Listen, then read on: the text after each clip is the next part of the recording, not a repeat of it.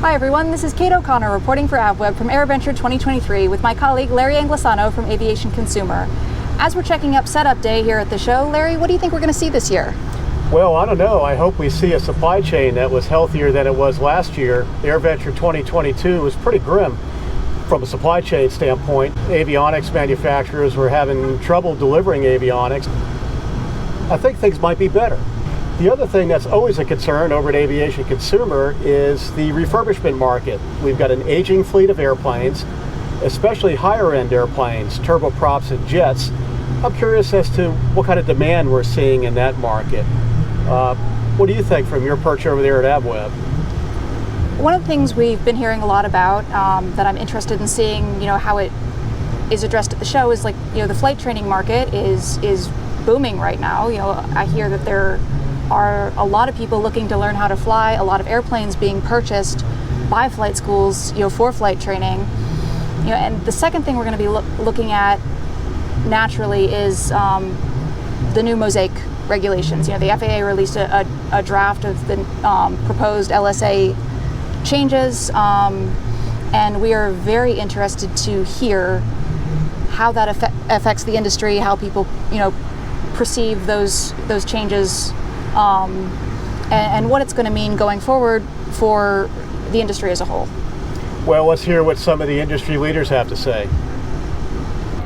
Hi, my name is Jim Almond. I am the president and CEO of Blackhawk Aerospace. We've come to the show this year. It's probably our 20th show we've done. We have a new location, which is amazing. We're right on Celebration Row, and setting up 2 airplanes now. Our latest project here is the Pilatus. We're adding an engine upgrade to that, and then we also have done this airplane in the past, the Caravan. And we are having a really good year. We're seeing unprecedented interest in our products. We are currently sold out of almost everything except this airplane. We only have 2 engines left for this aircraft. And we're sold out of all of our other models of King Airs and Conquests. All of the engine models are sold until Q1 of next year. Well, that's good news and that's bad news, because bad news is I can't sell any more this year, but the good news is we're sold out. So it's a good time to be. But here at Airshow this year, I think we're going to see record crowds, record attendance. It's already a lot of excitement, and this is Sunday. The show hasn't even started yet, and yet we're seeing hundreds of and maybe thousands of people walking around and coming in and talking to us about our products. And we're still, as you can see, we are still working to set up our booth, and we need a traffic coordinator because so many people keep coming in. But that's great. That's great news, and I think it's a great time to be in the industry. The engine upgrade business is doing very, very well.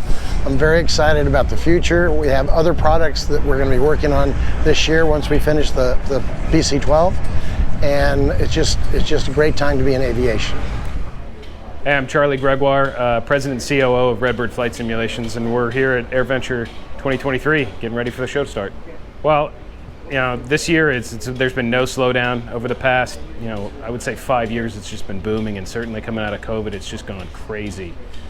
Flight schools are booked to the gills. In fact, one of the things that we're releasing at AirVenture this year is the State of Flight Training, the third State of Flight Training survey results, and so you'll see all that come out this year. Yeah, there's been a lot of talk about the LSA market and what this Mosaic rules is going to do, and how it's going to help flight training, and I think that's definitely a step in the right direction. We need to get more.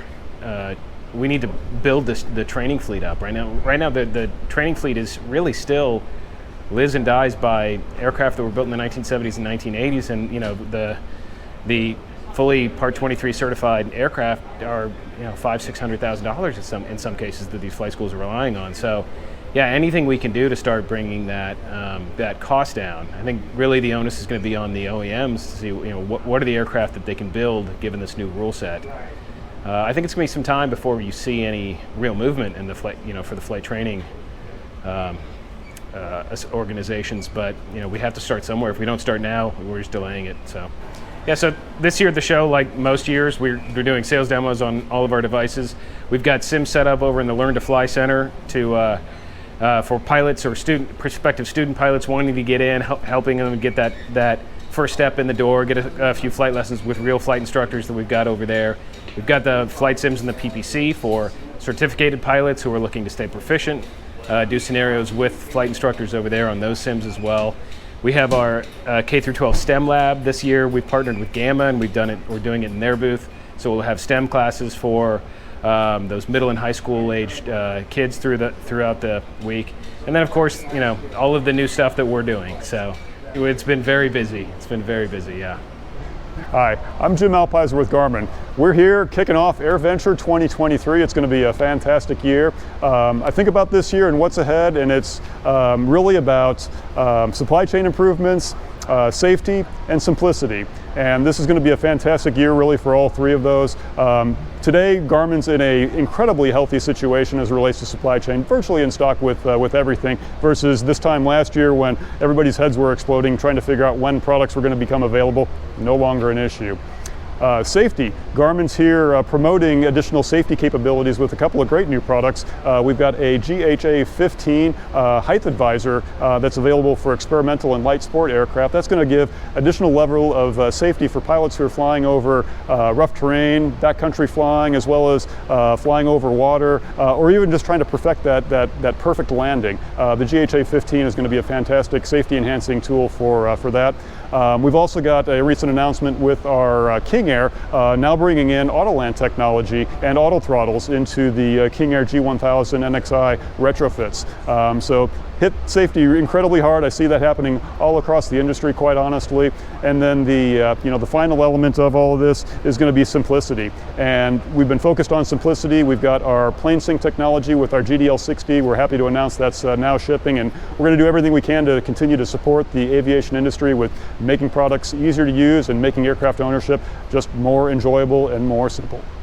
Well, it is an exciting time. There's been so much change over the past year and a half, and just in the last few months too, as we head into Oshkosh. There's a lot to talk about. Biggest one for us, of course, is Mosaic, what that might bring and the changes and the possibilities, and that's going to be a big topic of discussion. Another one, of course, is unleaded fuel. What's going to happen with that? The Eagle program out there. There's some products out there in the market. Is it coming up? You're looking at the marketplace. What are some of the aviation companies doing out there? Who's coming out with new things that they'll announce in Oshkosh, and so forth. So you look at it, and it's an exciting time right now in aviation, and there are a lot of openings. And we keep telling people, if you want to get into the aviation career game, this is a great time to do it. When you talk about membership, we're at an all-time high. We're over 270,000 members, and that includes everybody, the $48 a year members, the home builders, which is as strong as ever. We're seeing tremendous growth in the home built area. Our junior memberships, the Young Eagles coming in, Aero Educate, they're all part of it. And as people fly in airplanes in Oshkosh, as you can hear, this is a place where we celebrate in a lot of ways. It's not only what's going on in the market, it's our family reunion. We get together, get encouraged, get enthused, and look forward to the next year to go out and, I guess, spread the word of aviation some more.